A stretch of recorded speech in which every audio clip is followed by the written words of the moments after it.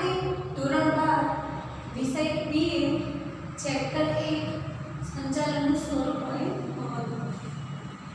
આપણે ગયા વિડિયોમાં જોઈ ગયા કે ઉચ્ચ સપાટી, મધ્ય સપાટી અને તળ સપાટીનો અર્થ, તેની આકૃતિ અને તેના કાર્યો તે સમજી ચૂક્યા છે. હવે આપણે તફાવત જોઈશું. ઉચ્ચ સપાટી સંચાલન, મધ્ય સપાટી સંચાલન અને તળ સપાટી સંચાલન. તળ સપાટીને નિમ્ન સપાટી પણ કહેવાય, કાર્યકારી સપાટી પણ કહેવાય છે. આપણે મિત્રો આ 3 માર્કના ક્વેશ્ચનમાં પૂછાય તો ત્રણેય જનરલી નથી પૂછાતા કે ત્રણેય ઉચ્ચ સપાટી, મધ્ય સપાટી અને તળ સપાટી, પરંતુ ઉચ્ચ સપાટી અને મધ્ય સપાટી પૂછાય, મધ્ય સપાટી અને તળ સપાટી પૂછાય કે તળ સપાટી અને ઉચ્ચ સપાટી, તે તફાવત પૂછાય છે કે ઉચ્ચ સપાટી અને મધ્ય સપાટી વચ્ચેનો તફાવત સમજાવો એમ પૂછાઈ શકે, કે મધ્ય સપાટી અને તળ સપાટી વચ્ચેનો તફાવત સમજાવો તેમ પૂછાઈ શકે, કે ઉચ્ચ સપાટી અને તળ સપાટી વચ્ચેનો તફાવત સમજાવો કેમ પૂછાઈ શકે. જો આ તફાવત પૂછાય તો તમારે 3 માર્ક્સમાં પૂછાય તો મિનિમમ 5 થી 6 મુદ્દા લખવાના રહેશે. આપણે 8 મુદ્દા લીધા છે તો આપણે 1 બાય 1 તે સમજીશું. પરંતુ જો તમને ઉચ્ચ સપાટી સંચાલન, મધ્ય સપાટી સંચાલન અને તળ સપાટી સંચાલનનો અર્થ અને તેના કાર્યો યાદ હશે તો તમને તફાવત એ સરળતાથી આવડશે. તો પહેલો મુદ્દો આપણે જોઈએ તો અર્થ. તો ઉચ્ચ સપાટી સંચાલનનો અર્થ જોઈએ તો સંચાલનની જે સપાટી પાસે સત્તા અને જવાબદારીનું પ્રમાણ સૌથી વધારે હોય તે સપાટીને ઉચ્ચ સપાટી સંચાલન કહેવાય. જે સપાટીએ સત્તા અને જવાબદારીનું પ્રમાણ કેવું હોય, સૌથી વધારે હોય તે સપાટીને ઉચ્ચ સપાટી સંચાલન કહે છે. તો તમને મિત્રો યાદ રહી ગયો તો ઉચ્ચ સપાટી સંચાલનનો અર્થ. હવે આપણે મધ્ય સપાટી સંચાલનનો અર્થ જોઈશું. તો આપણે આકૃતિમાં જોયું કીધું કે મધ્ય સપાટી એ ઉચ્ચ સપાટી અને તળ સપાટીની વચ્ચે આવેલી છે, અને મેં તમને કીધું હતું કે એ બીજાને ઉચ્ચ સપાટી અને તળ સપાટીને જોડતી કડી છે. ઉચ્ચ સપાટી અને તળ સપાટી કે નિમ્ન સપાટીને જોડતી કડી છે. તો આપણે મધ્ય સપાટી સંચાલનનો અર્થ એ પણ એ જ થશે કે ઉચ્ચ સપાટી અને નિમ્ન સપાટીને જોડતી કડી કે સપાટીને મધ્ય સપાટી સંચાલન કહેવાય છે. કે ઉચ્ચ સપાટી અને મધ્ય સપાટીને જોડતી કડી કે સપાટીને શું કહે છે તો મધ્ય સપાટી સંચાલન કહે છે. તો યાદ રહી ગયો મિત્રો, મધ્ય સપાટી સંચાલન એટલે ઉચ્ચ સપાટી અને નિમ્ન સપાટીને જોડતી કડી કે સપાટી એટલે મધ્ય સપાટી સંચાલન. હવે આપણે તળ સપાટી સંચાલનનો અર્થ જોઈશું. તો તળ સપાટી સંચાલન એટલે સંચાલનની જે સપાટી પાસે સત્તા અને જવાબદારીનું પ્રમાણ સૌથી ઓછું હોય તે સપાટીને નિમ્ન સપાટી સંચાલન કહે છે. ફરીથી આપણે જોઈએ તો સત્તા અને જવાબદારીનું પ્રમાણ કેવું હોય, સૌથી ઓછું હોય તો તે સપાટીને નિમ્ન સપાટી, કાર્યકારી સપાટી કે તળ સપાટી સંચાલન કહે છે.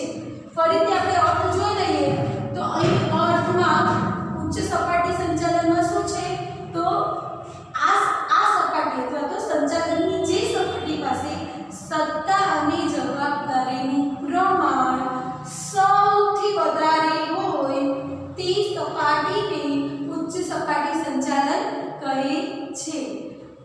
હવે આપણે મધ્ય સપાટીનો અર્થ જોઈએ ફરીથી. તો ઉચ્ચ સપાટી અને તળ સપાટી કે નિમ્ન સપાટીને જોડતી કડી કે સપાટી એટલે મધ્ય સપાટી સંચાલન. અને તળ સપાટીનો અર્થ આપણને એકદમ ઈઝીલી યાદ રહી જાય છે કે અહીંયા સૌથી વધારે સત્તા અને જવાબદારી હોય છે, તો તળ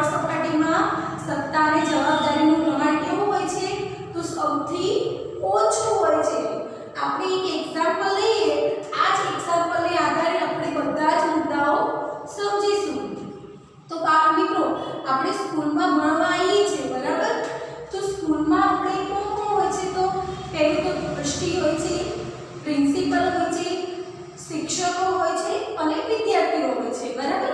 તો જે ઉચ્ચ સપાટી છે એમાં ટ્રસ્ટી અને પ્રિન્સિપલનો સમાવેશ થાય છે, જેઓની સંખ્યા કેવી ઘણી ઓછી હોય છે.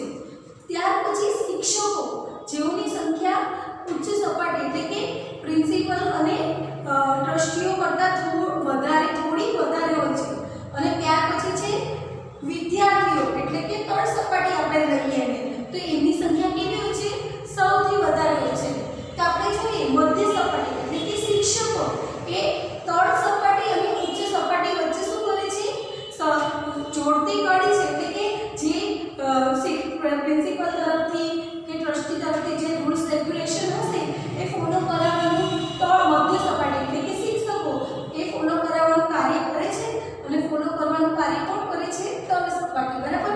તેવી જ રીતે કોઈ તળ સપાટી તરફથી કોઈ સજેશન કે કંઈ પણ હશે તો તે ઉચ્ચ સપાટી સુધી પહોંચાડવાનું કાર્ય કોણ કરે છે તો મધ્ય સપાટી એટલે કે શિક્ષકો કરે છે, બરાબર. એટલે કે એ એકબીજાને જોડતી કડી છે. એવી જ રીતે આપણે જોઈએ તો ઉચ્ચ સપાટી સંચાલનમાં સત્તા અને જવાબદારીનું પ્રમાણ સૌથી વધારે છે એમ કીધું છે. તો આપણે જોઈએ કે પ્રિન્સિપલ અને ટ્રસ્ટીઓ પાસે સત્તા અને જવાબદારીનું પ્રમાણ કેવું સૌથી વધુ જોવા મળે છે, જ્યારે વિદ્યાર્થીઓ પાસે સત્તા અને જવાબદારીનું પ્રમાણ કેવું હોય છે સૌથી ઓછું હોય છે, બરાબર. આપણે એક એક્ઝામ્પલ લઈએ.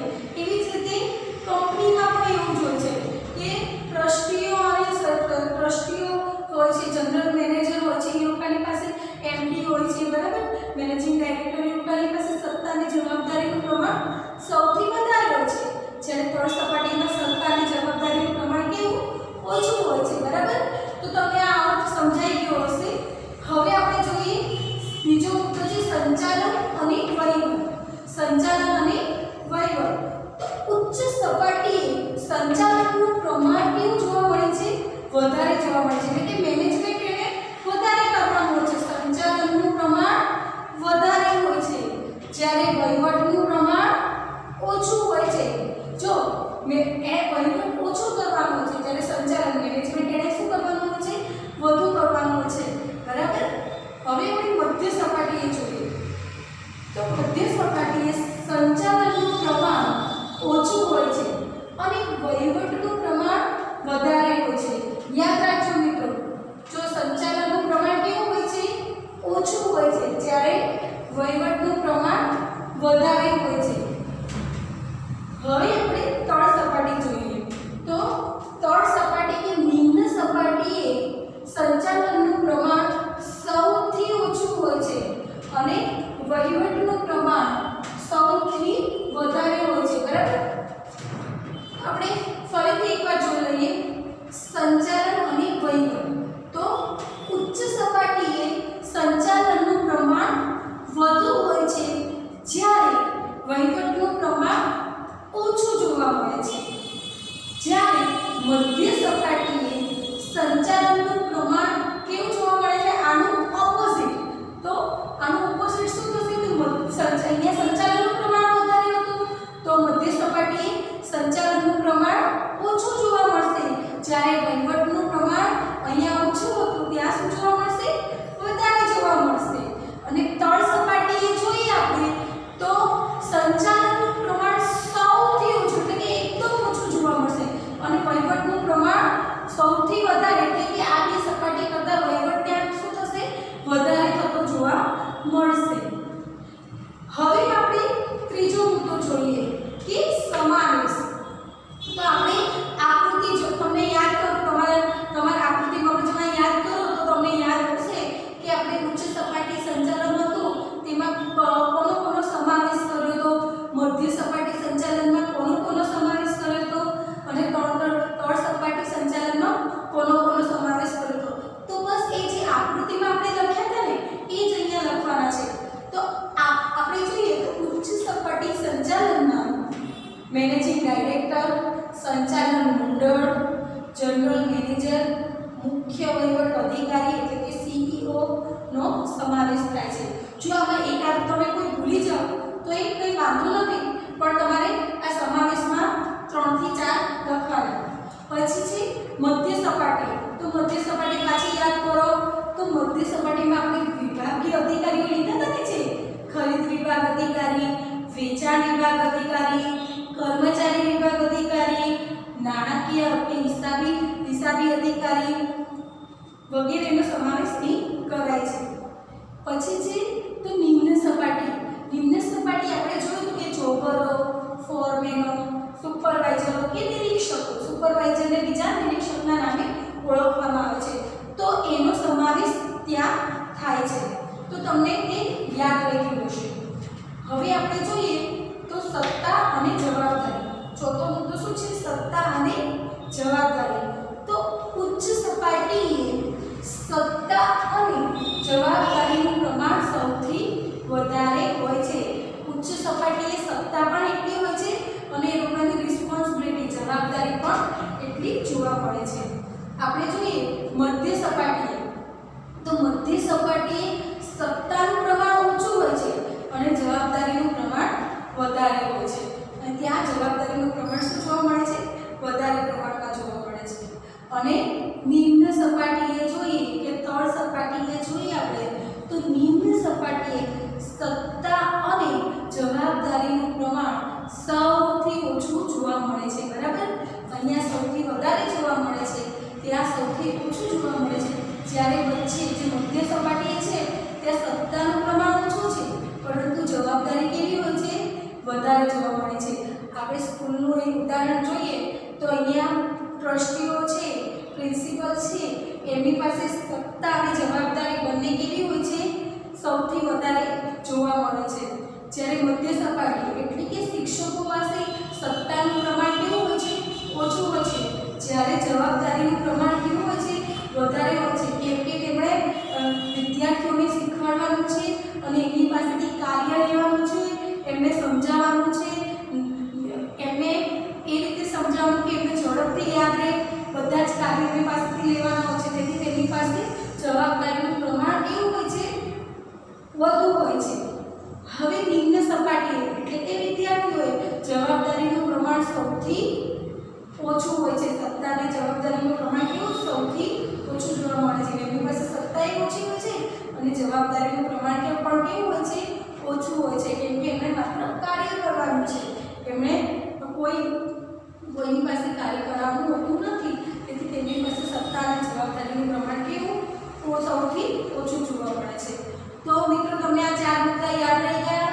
પહેલો છે અર્થ, બીજો છે સંચાલન અને વહીવટ, ત્રીજો છે સમાવેશ, ચોથો છે સત્તા અને જવાબદારી. એકવાર ઝડપથી યાદ કરી લો.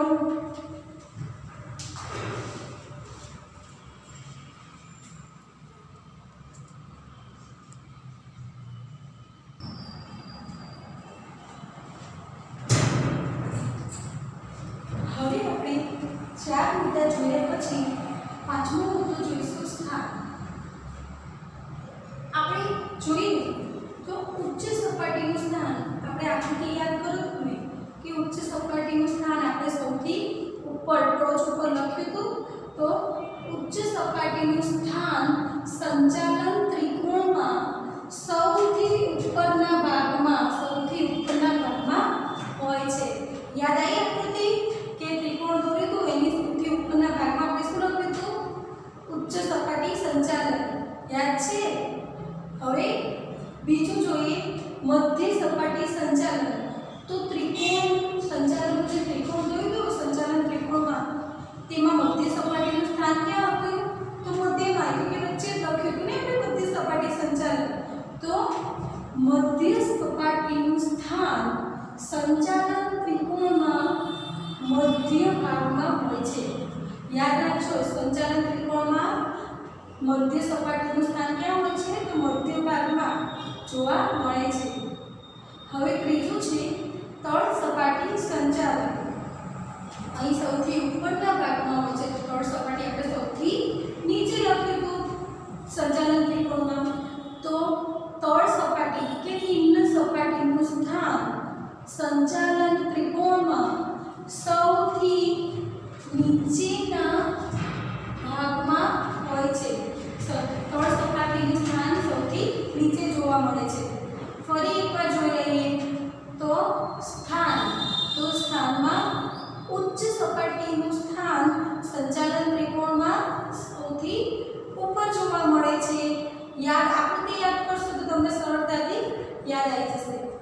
મધ્ય સપાટીનું સ્થાન સંચાલન ત્રિકોણમાં મધ્ય ભાગમાં હોય છે, જ્યારે તળ સપાટીનું સંચાલનમાં તળ સપાટી કે નિમ્ન સપાટીનું સ્થાન સંચાલન ત્રિકોણમાં નીચે એટલે કે તળિયામાં એટલે કે સાવ નીચે આપણે લખ્યું ને તો સૌથી નીચેના ભાગમાં હોય છે. યાદ રહી ગયું મિત્રો? હવે નેક્સ્ટ મુદ્દો એટલે કે છઠ્ઠો મુદ્દો જોઈએ તો સંખ્યા. તો આપણે સંખ્યા જોઈએ તો પાછું આપણે સ્કૂલનું ઉદાહરણ યાદ આવી જાય. તો ઉચ્ચ સપાટીએ કર્મચારીઓની સંખ્યા સૌથી ઓછી હોય છે, એટલે કે આપણે પ્રિન્સિપલ અને ટ્રસ્ટી કેવા હોય છે?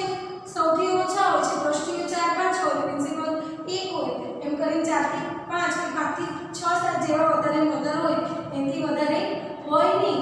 એટલે કે ઉચ્ચ સપાટી કર્મચારીઓની સંખ્યા સૌથી ઓછી હોય છે. ઉચ્ચ સપાટીએ કર્મચારીની સંખ્યા કેવી હોય છે? સૌથી ઓછી હોય છે. હવે આપણે જોઈએ તો મધ્ય સપાટી એટલે કે શિક્ષકો એ ઉચ્ચ સપાટી કરતાં કેવા હોય છે? થોડા વધારે. પણ નિમ્ન સપાટી એટલે કે વિદ્યાર્થીઓ કરતાં કેવા હોય છે? ઓછા હોય છે. બરાબર?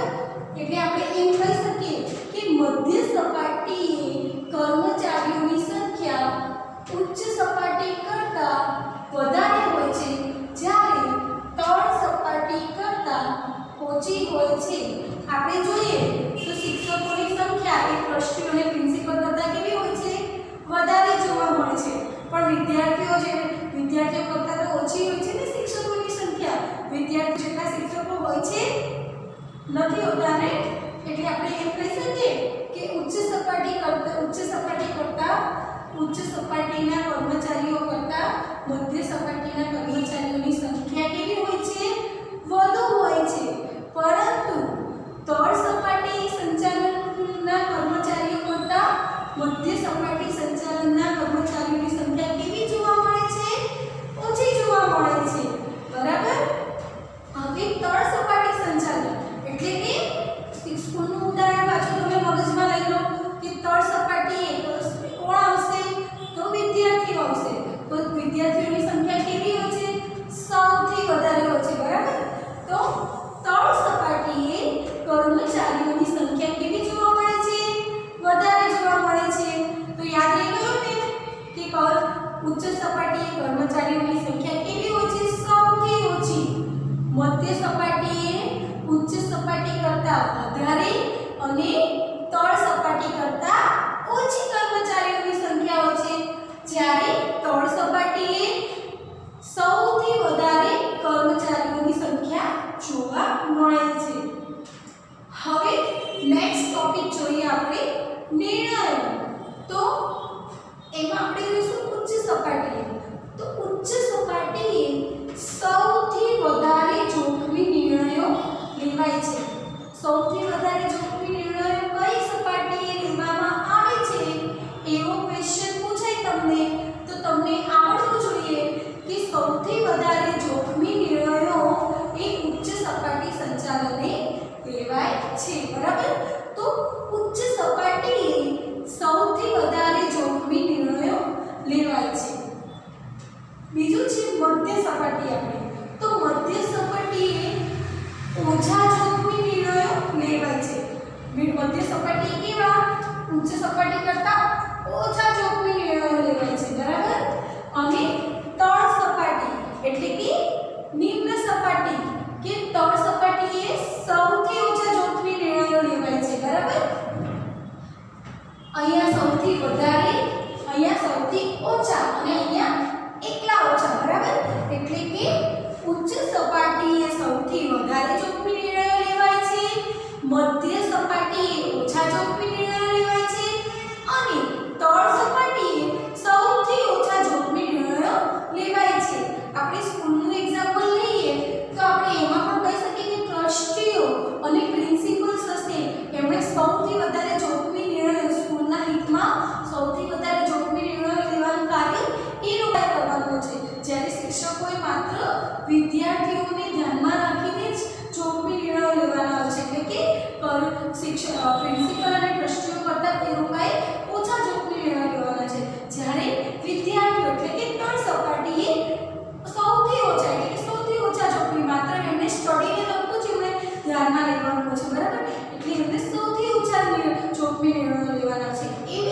રીતે કંપનીમાં આપણે જોઈએ તો ઉચ્ચ સપાટીએ સૌથી વધારે જોખમી નિર્ણયો લેવાય છે, મધ્ય સપાટીએ ઓછા જોખમી નિર્ણયો લેવાય છે તથા તળ સપાટીએ સૌથી ઓછા જોખમી નિર્ણયો લેવાય છે. હવે આપણે જોઈએ આઠમો મુદ્દો તો અન્ય નામ એટલે કે ઉચ્ચ સપાટીને બીજું કયા નામ કહેવામાં આવે છે, મધ્ય સપાટી સંચાલનને બીજા કયા નામથી ઓળખવામાં આવે છે અને તળ સપાટી સંચાલનને બીજા કયા નામથી ઓળખવામાં આવે છે. તો તમને એક માર્ક્સમાં પણ આ ક્વેશ્ચન પૂછી શકે. તો ઉચ્ચ સપાટીને સંચાલકોની સપાટી, ટોચની સપાટી કે સર્વોચ્ચ સપાટી તરીકે ઓળખાય છે. બરાબર, ફરીથી આપણે જોઈએ તો ઉચ્ચ સપાટીને સંચાલકોની સપાટી, ટોચની સપાટી કે સર્વોચ્ચ સપાટી તરીકે ઓળખાય છે. બીજું છે મધ્ય સપાટી સંચાલન. તો મધ્ય સપાટીને આપણે જોયું તો એમાં કે વિભાગીય અધિકારીઓ હોય છે. બરાબર, તો એ વિભાગીય અધિકારીઓની સપાટી તરીકે ઓળખાય છે. તો મધ્ય સપાટીને વિભાગીય અધિકારીઓની સપાટી તરીકે ઓળખવામાં આવે છે. અને ત્રીજું છે તળ સપાટી સંચાલન. તો તળ સપાટી સંચાલનને બીજા કયા નામે ઓળખવામાં આવે છે, તો નિમ્ન સપાટી કે કાર્યકારી સપાટી તરીકે ઓળખવામાં આવે છે. નિમ્ન સપાટી કે કાર્યકારી સપાટી તરીકે તેને ઓળખવામાં આવે છે. તમને યાદ ઇઝીલી રહી શકે છે કે ઉચ્ચ સપાટીએ કોણ હોય છે, તો સંચાલકો હોય છે. બરાબર, તો એને સંચાલકોની સપાટી કહેવાય છે. બીજું તો આપણે આકૃતિમાં જોઈએ તો ઉચ્ચ સપાટી ક્યાં હોય છે, તો સૌથી ઉપર ટોચના ભાગે હોય છે, તો એને ટોચની સપાટી પણ કહેવામાં આવે છે. અને ત્રીજું આપણે જોઈએ તો સર્વોચ્ચ સપાટી એટલે કે સૌથી પહેલી સપાટી એ ઉચ્ચ સપાટી છે એટલે એને સર્વોચ્ચ સપાટી પણ કહેવાય છે. મધ્ય સપાટીને આપણે બીજું નામ યાદ રાખવું હોય તો વિભાગીય અધિકારી યાદ રાખી દેવાનું કે વિભાગીય અધિકારીઓ એમાં હોય છે એટલે તેને વિભાગીય અધિકારીઓની સપાટી કહેવામાં આવે છે. હવે તળ સપાટીને યાદ રાખવા માટે તળ સપાટી ક્યાં આપણે લખીએ છીએ, સૌથી નીચે, અને નીચે એટલે નિમ્ન. બરાબર, એટલે નિમ્ન સપાટી પણ કહેવાય છે. અને તળ સપાટી સૌથી વધારે શું થાય છે, તો કાર્ય થાય છે, કામ કરવામાં આવે છે, તો એને કાર્યકારી સપાટી પણ કહેવાય છે. તો આપણે આજે ટોટલ 8 મુદ્દાઓ જોયા. એમાં પહેલું આપણે અર્થ જોયા. તો આપણે ફરીથી એકવાર રિવાઇઝ કરી લઈએ. તો અર્થ તો ઉચ્ચ સપાટીએ જે સપાટી પાસે સત્તા અને જવાબદારીનું પ્રમાણ સૌથી વધારે હોય તે સપાટીને ઉચ્ચ સપાટી સંચાલન કહે છે. હવે આપણે મધ્ય સપાટીનો અર્થ જોઈએ તો ઉચ્ચ સપાટી અને નિમ્ન સપાટીને જોડતી કડી એટલે મધ્ય સપાટી સંચાલન. અને તળ સપાટીનો અર્થ જોઈએ તો આપણે જોયું કે ઉચ્ચ સપાટી સંચાલનથી તદ્દન વિરુદ્ધ એટલે કે સત્તા અને જવાબદારીનું પ્રમાણ કેવું હોય, સૌથી ઓછું હોય. આપણે અહીંયા સૌથી વધારે જોયું, ત્યાં સત્તા અને જવાબદારીનું પ્રમાણ કેવું, સૌથી ઓછું હોય, તો તે સપાટીને તળ સપાટી સંચાલન કહે છે. હવે આપણે બીજો મુદ્દો જોયો તો આપણે સંચાલન અને વહીવટ. તો સંચાલન અને વહીવટમાં ઉચ્ચ સપાટીમાં શું હતું, તો સંચાલનનું પ્રમાણ વધારે અને વહીવટનું પ્રમાણ ઓછું હતું. બરાબર, જ્યારે મધ્ય સપાટીએ સંચાલનનું પ્રમાણ ઓછું અને વહીવટનું પ્રમાણ કેવું હતું, વધારે હતું. અને તળ સપાટીએ સંચાલનનું પ્રમાણ સૌથી ઓછું અને વહીવટનું પ્રમાણ સૌથી વધારે જોવા મળતું હતું. બરાબર, અને હવે આપણે જોઈશું તો ત્રીજો મુદ્દો સમાવેશ. તો સમાવેશમાં આપણે જોઈએ કે કોનો સમાવેશ થાય. ઉચ્ચ સપાટીએ તો મેનેજિંગ ડાયરેક્ટર છે, સંચાલક મંડળ છે, જનરલ મેનેજર છે, મુખ્ય વહીવટી અધિકારી છે વગેરેનો સમાવેશ ત્યાં